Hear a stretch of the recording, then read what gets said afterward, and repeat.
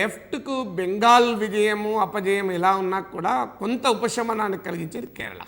అందువల్ల మొత్తం చూసుకుంటే ఓవరాల్గా 2016 వరకు కూడా, ముఖ్యంగా 2014 వరకు లెఫ్ట్ డిక్లైన్ మనకు కనబడుతుంది. 2004లో లెఫ్ట్ పార్లమెంట్లో పీక్ స్థాయికి చేరుకుంది, 60కి పైగా సీట్లు తెచ్చుకోగలిగారు. యూపీఏ ప్రభుత్వం లెఫ్ట్ సపోర్ట్ పైన ఆధారపడింది. కానీ 2009కి వచ్చే వరకు మాత్రం లెఫ్ట్ ఒక స్ట్రాటజిక్ మిస్టేక్ చేసింది.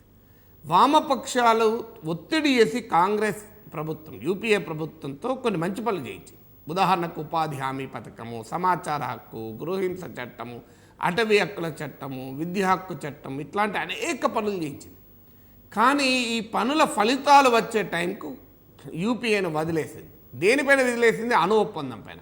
ఇది సిద్ధాంతరీత్యా సిపిఎంకు కరెక్టే కావచ్చు, వామపక్షాలకు. కానీ క్షేత్రస్థాయిలో ఇది ప్రజలకు అర్థమయ్యే సబ్జెక్ట్ కాదు. రాజకీయాలు అనేది సిద్ధాంతం కాదు, క్షేత్రస్థాయి ఎత్తుగడల మీద ఆధారపడి ఉంటుంది. ప్రజలకు అర్థం కాని, ప్రజల నిత్య జీవిత అవసరాలతో సంబంధం లేని ఇష్యూ పైన, అది కూడా యూపీఏ 1 కొన్ని మంచి పనులు చేస్తున్న నేపథ్యంలో వామపక్షాలు వదులుకున్నాయి. దానివల్ల ఏమైంది? వామపక్షాలు ఆ బెనిఫిట్ పొందలేకపోయాయి. 2009లో ఈ రాజకీయ తప్పిదం వల్ల తీవ్రంగా దెబ్బతిన్నారో, ఆ దెబ్బతినడం ఆగలేదు. ఇక 2014కి వచ్చే వరకు ఇంకా ఘోరంగా దెబ్బతిన్నారు. కానీ ఇక లెఫ్ట్ పని అయిపోయింది అనుకున్న సమయంలో ఓవరాల్గా కొంత మెరుగైన ఫలితాలు వచ్చాయి. కేరళలో తిరిగి అధికారం వస్తుందంటున్నారు, బెంగాల్లో కొంత ఇంప్రూవ్ అవుతుందని అంటున్నారు. ఆ మేరకు ఇది లెఫ్ట్కు ఆశాజనకమే. కేరళలో ఒక రాజకీయ పరిణామాలు చాలా ఆసక్తిగా ఉంటాయి. ఎప్పుడైనా కేరళ మన ఎన్నికలు తీసుకుంటే రెండు కూటముల మధ్య గ్యాప్ చాలా మైన్యూట్గా ఉంటుంది. లాస్ట్ ఎలక్షన్ కూడా తీసుకున్నా మీరు, లెఫ్ట్ నిజంగా లాస్ట్ ఎలక్షన్లోనే గెలవాల్సిందే. 2011లోనే కేవలం 1,00,000 ఓట్లతోనే ఓడిపోయారు. 1,00,000 ఓట్లు యూడీఎఫ్కి ఎక్కువ వస్తే యూడీఎఫ్ గెలిచిపోయింది, అధికారంలో ఉండి 5 ఏళ్ళు అధికారంలో ఉన్నారు. అందువల్ల ఒక ఆల్టర్నేట్గా ఒకసారి యూడీఎఫ్, ఒకసారి ఎల్డీఎఫ్ అధికారంలో ఉండేటువంటి వాతావరణం కేరళలో ఉంటుంది. అందువల్ల ఈసారి కేరళలో ఒకటి కాంగ్రెస్ నాయకత్వంలో యూడీఎఫ్ పట్ల ఉండే యాంటీ ఇన్కంబెన్సీ లెఫ్ట్కు ఉపయోగపడింది. 2 కేరళ ఓటర్కు ఉండే సహజ లక్షణం, అధికారంలో ప్రభుత్వాలను ప్రతి 5 ఏళ్ళకోసారి మార్చే నేచర్ ఉండడం ఉపయోగపడింది. అన్నిటికీ మించి ఏమైందంటే కేరళ సిపిఎంలో, అంటే లెఫ్ట్ ఫ్రంట్లో ఒక ప్రధాన భాగస్వామి అయినటువంటి సిపిఎంలో నిట్ట నిలువున చీలిపోయింది. అక్కడ మాజీ ముఖ్యమంత్రి విఎస్ అచ్యుతానందన్, పార్టీ సెక్రటరీగా ఉన్న విజయన్ల మధ్య పార్టీ 2 ముఠాలుగా చీలిపోయింది. ఇది మీరు సిపిఎం డాక్యుమెంట్లు చదివినా కనబడేది ఏంటంటే, ఫ్యాక్షనిజం ఇది way of life in Kerala అని రాసుకుంటారు వాళ్ళే. ఇది ఒక జీవితం అయిపోయింది, కేరళ పార్టీకి ఒక జీవన శైలిగా మారిపోయింది అని. అందువల్ల ఈ ఘర్షణ ఎక్కడి దాకా అంటే పొలిట్ బ్యూరో స్థాయి నుంచి యూనిట్ క్షేత్రస్థాయి పార్టీ సభ్యుడు, గ్రామ స్థాయి పార్టీ సభ్యుడు వరకు ఈ డివిజన్ ఉంది. అందువల్ల ఈ డివిజన్ 2011లో ఘోరంగా పార్టీ దెబ్బతీసింది.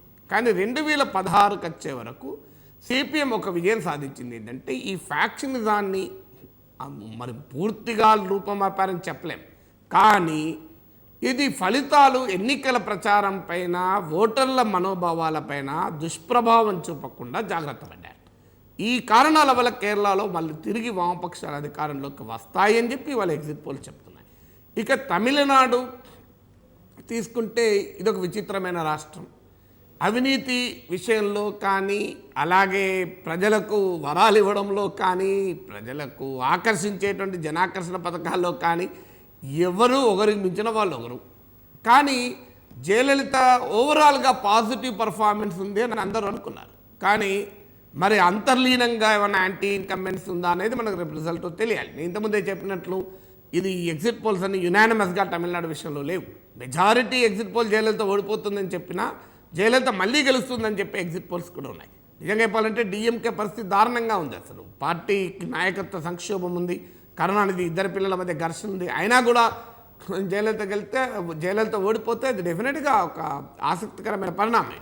ఎందుకంటే అమ్మ సిమెంటు, అమ్మ క్యాంటీన్లు, అమ్మ పథకాలు, అసలు లేని పథకాలన్నీ లేవు. అంటే దీన్ని బట్టి జనానికి అర్థం చేసుకోవాల్సింది, రాజకీయ పార్టీలు అర్థం చేసుకోవాలని, ప్రజల్ని మభ్యపెట్టి జనాకర్షణ పథకాలతోనే నడుపుతామనుకుంటే రాజకీయాలు నడవని చెప్పి కూడా మరి ప్రజలు ఏమైనా తీర్పు చెప్తున్నారో చూడాలి. అందువల్ల ఇది ఒక ఇండికేటర్గానే ఉంటుంది. ఇక ఓవరాల్గా ఈ ఎన్నికల్లో బీజేపీకి తీసుకుంటే, బీజేపీకి పెద్ద స్టేక్స్ ఉన్న ఎలక్షన్ కాదు ఇది. ఎక్సెప్ట్ అస్సాం, బెంగాల్ కానీ తమిళనాడు కానీ కేరళలో కానీ బీజేపీకి ఏమీ లేదు. అధికారం వస్తున్న వాతావరణం కాదు, అసలు సీట్లు వస్తాయన్న వాతావరణమే లేదు. అందువల్ల ఇలా బీజేపీ బాధపడేది ఏమీ లేదు. ఎలక్షన్స్లో ఏమైనా ఉంటే తమ బేస్ కొద్దిగా పెంచుకుందాం అనుకున్నారు. కానీ చూస్తుంటే 2014 పార్లమెంట్ ఎన్నికల్లో వచ్చిన ఓటింగ్ కూడా అదర్ దెన్ అస్సాం మిగతా రాష్ట్రాల్లో బీజేపీకి వస్తుందా అనేది ప్రశ్నార్థకమే. అస్సాంలో మాత్రం నేను ఇంతకుముందే చెప్పినట్లు 15 ఏళ్ళు కాంగ్రెస్ పార్టీ అధికారంలో ఉంది కనుక ఆ యాంటీ ఇన్కంబెన్సీ సహజంగానే బీజేపీకి ఉపయోగపడుతుంది. సో అందువల్ల అస్సాంలో బీజేపీ తిరిగి అధికారంలోకి రావచ్చు. గతంలో కూటమిలుగా అధికారంలోకి వచ్చారు, ఇప్పుడు మళ్ళీ అధికారంలోకి రావచ్చు అలాగే అని చెప్పి ఒక అంచనా మాత్రం మనకు కనబడుతుంది. మళ్ళీ స్టిల్ ఇంకా కొన్ని అంచనాలు అయితే హంగా అసెంబ్లీ అని కూడా అంటున్నారు. చూడాలి.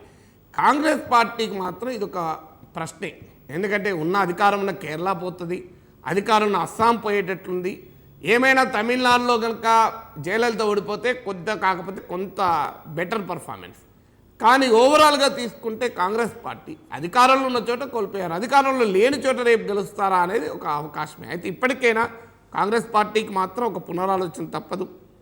ఇంకా మనం ప్రజల ఆకర్షించలేకపోతున్నాం, మనం ఏం చెప్పి ప్రజలు ఆకర్షించాలనే ప్రశ్నగానే మిగిలిపోయింది అనేది కాంగ్రెస్ పార్టీ ముందుండే ప్రశ్న.